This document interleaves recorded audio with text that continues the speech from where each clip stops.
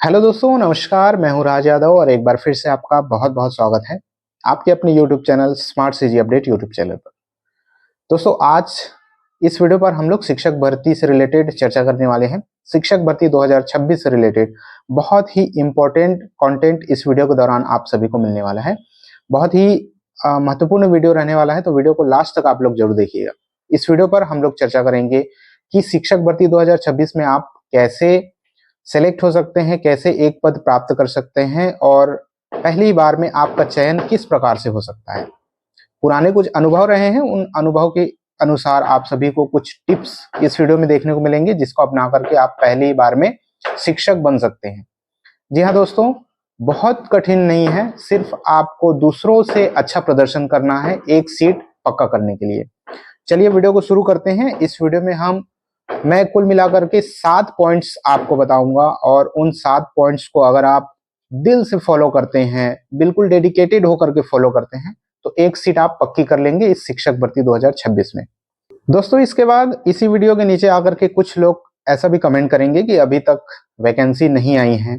ठीक है, अभी तक पदों की संख्या एग्जैक्ट पता नहीं चली है, कौन कौन से सब्जेक्ट में वैकेंसी आएगी इसका भी नहीं पता चला है। फिर ये वीडियो बकवास है, आपको किसी की बात नहीं सुननी है। जिसका सिलेक्शन होने वाला है एक्चुअल में, उसने अभी से पढ़ाई शुरू कर दी है, ये मान करके चलिए। अगर आपने शुरू नहीं की है पढ़ाई, तो आप उन कुछ लोगों से आप पीछे रह जाएंगे जिनका वाकई में सिलेक्शन होने वाला है, या फिर जिन्होंने पढ़ाई शुरू कर दी है, तो जाहिर सी बात है आप उनसे पीछे रह जाएंगे। तो उन सभी की बात बिल्कुल नहीं मानना है, बिल्कुल नहीं सुनना है कि अभी तक कोई पोस्ट नहीं आई है। ठीक है, आपको ये तो पता है कि शिक्षक भर्ती आएगी, आज नहीं तो कल भर्ती आनी ही आनी है और सभी विषय के लिए भर्ती आएगी। चैनल पर नए आए हैं तो चैनल को जल्दी से सब्सक्राइब कर लीजिएगा, साथ ही बेल आइकन को प्रेस करके ऑल पर सेट कर लीजिएगा। चलिए आज के इस वीडियो को शुरू करते हैं। तो दोस्तों, आज के इस वीडियो का सबसे पहला हथियार जो रहने वाला है आप सभी का, वो है सिलेबस प्लस एग्जाम पैटर्न। जी हाँ दोस्तों, किसी भी परीक्षा में सिलेक्शन पाने का सबसे अचूक बाड़ होता है, सबसे अचूक हथियार होता है उसका सिलेबस और एग्जाम पैटर्न। क्योंकि अभी फाइनल सिलेबस नहीं आया है, इसके बावजूद भी आप सभी को पता ही है कि कौन कौन से सब्जेक्ट पूछे जाएंगे और उस सब्जेक्ट्स में कौन कौन से बेसिक टॉपिक शामिल होते हैं। क्या आपको हिंदी का नहीं पता है कि हिंदी पूछा जाएगा एग्जाम में? क्या आपको अंग्रेजी का नहीं पता है कि अंग्रेजी पूछा जाएगा और अंग्रेजी के कौन कौन से टॉपिक पूछे जाएंगे? क्या आपको मैथमेटिक्स का नहीं पता है? सारे सब्जेक्ट आपको पता है कि ये आपके एग्जाम में पूछे जाएंगे और साथ ही ये भी पता है कि उसके कौन कौन से बेसिक टॉपिक पूछे जा सकते हैं, सबको पता है। ठीक है, तो अगर आप ये कहते हैं कि अभी तक सिलेबस फाइनल नहीं हुआ है, तो केवल अपने आप को आप धोखा दे रहे हैं और बहाना बना रहे हैं। तो जो बेसिक टॉपिक्स हैं उनको आप पढ़ना शुरू कर दीजिए। सबसे पहला हथियार है सिलेबस प्लस एग्जाम पैटर्न। जो पिछले एग्जाम्स हुए हैं, ठीक है, चाहे 2019 की बात करें या 2023 की बात करें, जो एग्जाम्स हुए उसका पैटर्न देख लीजिए कि व्यापम किस तरह के प्रश्न उठा करके पूछता है और उसको प्रैक्टिस करना अभी से शुरू कर दीजिए। उसको उन टॉपिक्स को, बेसिक टॉपिक्स को पढ़ना और रिवाइज करना शुरू कर दीजिए। दोस्तों, अब हम आ जाते हैं अपने फार्मूला नंबर 2 पर। जो सक्सेस पाने का दूसरा फार्मूला है वो है स्मार्ट टाइम टेबल। जी हाँ दोस्तों, आपको अपने स्टडी का, अपने पढ़ाई का एक स्मार्ट टाइम टेबल बनाना है। स्मार्ट टाइम टेबल आप कैसे बनाएंगे? आपको घंटों के हिसाब से पढ़ाई बिल्कुल भी नहीं करनी है, घंटों के हिसाब से कि आज मुझे 6 घंटे पढ़ने हैं, आज मुझे 8 घंटे 10 घंटे पढ़ने हैं, है ना। आप टॉपिक के हिसाब से अपनी तैयारी बनाएंगे, अपनी जो टाइम टेबल है वो टॉपिक के हिसाब से बनाएंगे कि आज मुझे मैथमेटिक्स का ये चैप्टर कंप्लीट करना है, आज मुझे अपने बाल विकास का ये टॉपिक खत्म करना है, आज मुझे हिंदी का, इंग्लिश का फला फला टॉपिक आज पढ़ करके मुझे निपटाना है ना। तो आप टॉपिक के हिसाब से अपना टाइम टेबल मैनेज करेंगे कि मुझे पर डे या फिर आज मुझे 30 मिनट या 45 मिनट मुझे रिवाइज करना है, रिवीजन करना है, 30 मिनट रिवीजन करना है। तो आप अपना पूरा स्टडी शेड्यूल जो है घंटों के हिसाब से बिल्कुल नहीं बनाएंगे, टॉपिक के हिसाब से बनाएंगे कि मुझे कितना कितना कौन सा चैप्टर आज कंप्लीट करके खत्म करना है। उस हिसाब से आपको टाइम बेस्ड स्टडी नहीं करना है, टारगेट बेस्ड स्टडी करना है। आपको कोई टारगेट ले लेना है और उस टारगेट को आपको अचीव करने की कोशिश करनी है। चलिए अब आगे बढ़ जाते हैं। आज के इस वीडियो में हमारा जो तीसरा फार्मूला रहने वाला है सिलेक्शन का, वो है सीडीपी का किंग बनना है।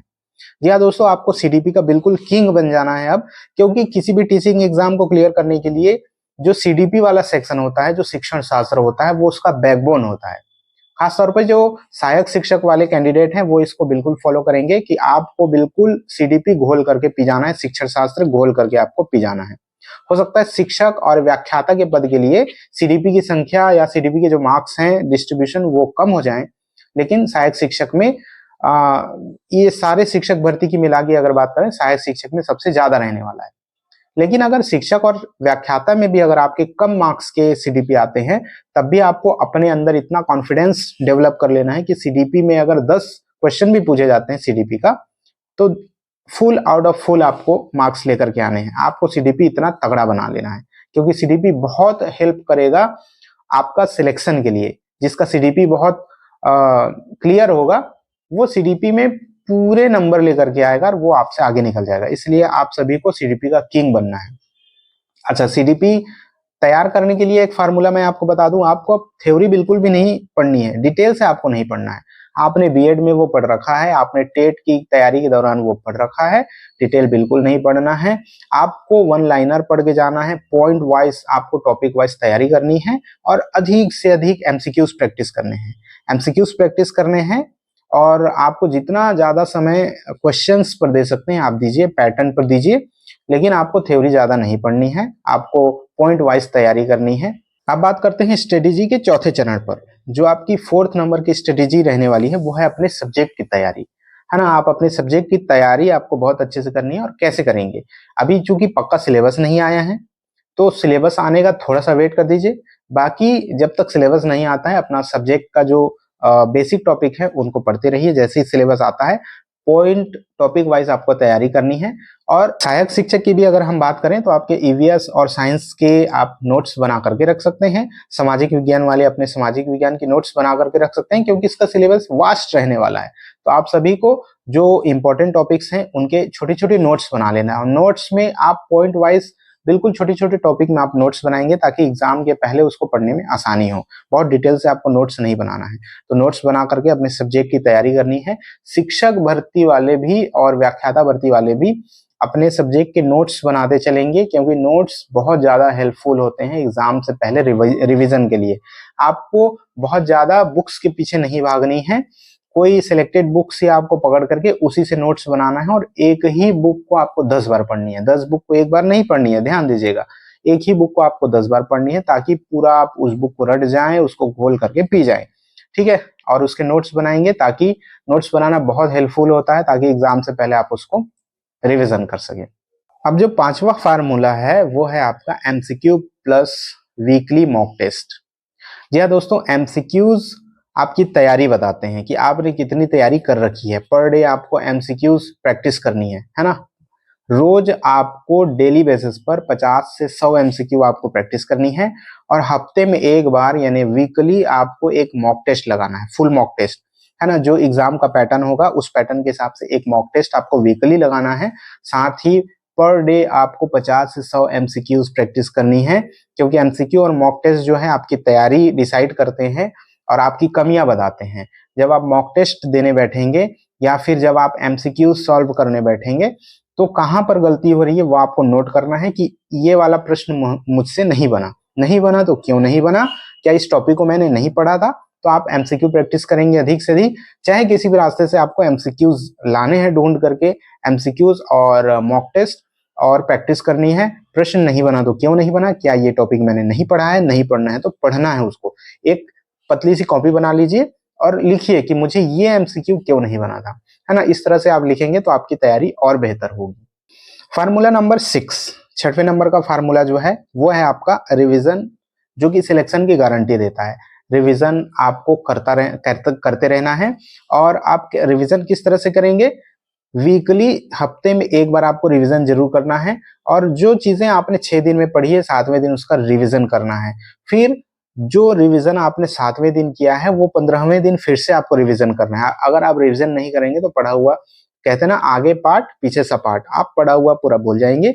रिवीजन जरूर करना है। रिवीजन नहीं करेंगे तो पढ़ाई भूलने की गारंटी मैं देता हूं, है ना। तो रिवीजन आपको बिल्कुल करते जाना है, नहीं तो आपका सिलेक्शन कहीं ना कहीं कमी रह जाएगी दूसरों से। रिवीजन आपको करते रहना है। जो आपने 6 दिन पढ़ा है 7वें दिन पूरा रिवाइज करना है। जो 7वें दिन आपने रिवीजन किया वो 15वें दिन फिर आपको रिवीजन करना है। यह है रिवीजन का एक तरह से फार्मूला।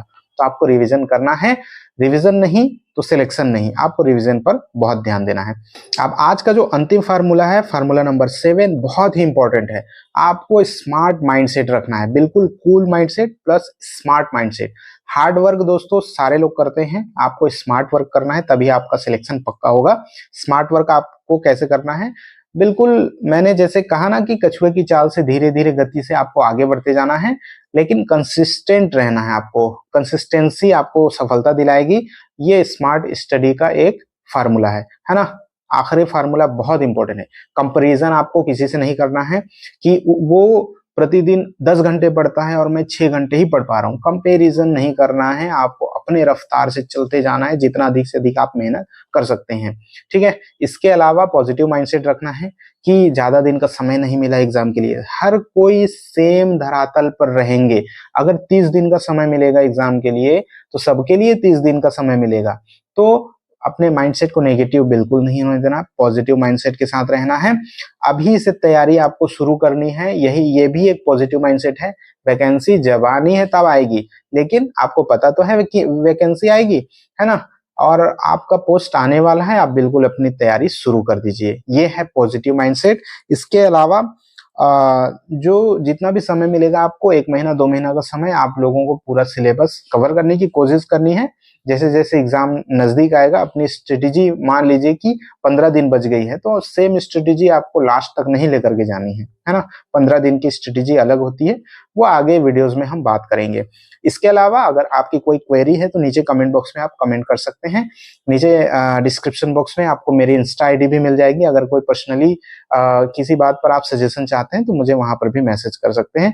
अगर यहाँ तक आपने वीडियो को देख लिया है तो नीचे कमेंट बॉक्स में कमेंट कीजिए कि मैं इस बार शिक्षक भर्ती में 1 पद लेकर के रहूंगा। ये कमेंट में जरूर लिखिएगा, ताकि एक पॉजिटिविटी यहीं से आएगी। चैनल पर नए आए हुए हैं तो चैनल को सब्सक्राइब कर लीजिएगा। आज का ये वीडियो कैसा लगा आप कमेंट बॉक्स में बता सकते हैं। किसी और टॉपिक पर अगर आपको वीडियो चाहिए तो वो भी आप लोग कमेंट बॉक्स में कमेंट कर सकते हैं। वीडियो को लाइक करके जरूर जाइएगा। चलिए, धन्यवाद वीडियो को बिल्कुल अंत तक देखने के लिए। मिलते हैं आपसे नेक्स्ट वीडियो में, तब तक के लिए जय हिंद।